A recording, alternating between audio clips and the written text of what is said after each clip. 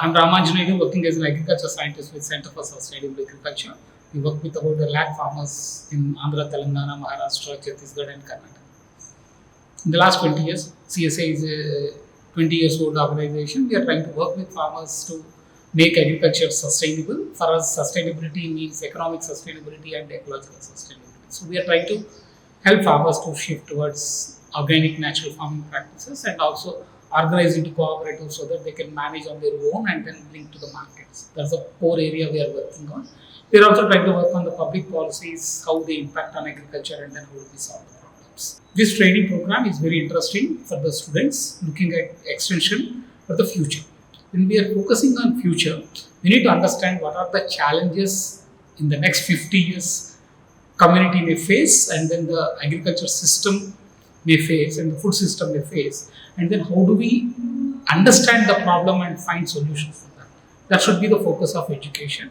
Unfortunately, current education system, particularly in agriculture, is glorifying the past, saying how they could bring in green revolution and solve food security problem. But today, natural resource degradation, farmers' incomes, climate change, biosafety are bigger problems than the food security. In fact, nutrition security has become an important problem. So how do we understand the problems and then find solutions for that should be the core purpose of education, and this training is one of the good interventions in terms of preparing students to look at future opportunities and challenges. How do we deal with that? So I wish MANAGE organizes more and more such programs, and then agriculture universities and ICR institutions adopt these courses and make it future ready. So we need to make students future ready. I think it will solve many problems which farming is facing today. Second, in terms of research, education and extension, today we got stuck with our old frameworks and we are not able to deal with the current day challenges. And in that, the major issue is about looking at farmers can increase yield and then thereby they can increase their incomes, and to increase yields use more and more technology and that too agrochemicals. That's what is the main focus, or develop new value. From that, how do we move towards more an agroecological framework where we focus on more sustainable production by sustaining natural resources is an important area we need to focus on. That should become part of course curriculums. It should become part of the research. It should also become part of the extension system in terms of moving towards more sustainable production systems. But these practices by themselves will not sustain unless market and policy work for the farmers. So we also need to understand what market frameworks or what policy framework can help farmers to make these transitions and sustain themselves. So that's one area we need to look at.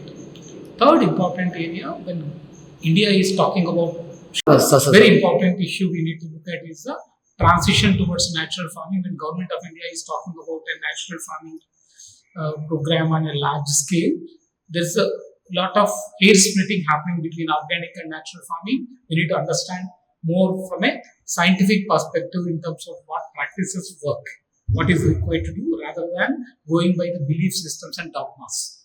Today, so the entire public research system and extension is caught in a old green revolution framework, and all those who are promoting natural farming are caught in a 1,000 years old concept saying traditional farming works. Both are wrong.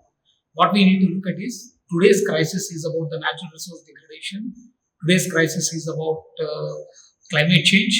Today's crisis is about farmers' incomes. To address these things and the next 30 or 40 years challenges, we need to work towards more scientific approach towards this. I think that's a more important approach we need to take. So natural farming has many good things, but also moving away from dogmas is very important in that as well.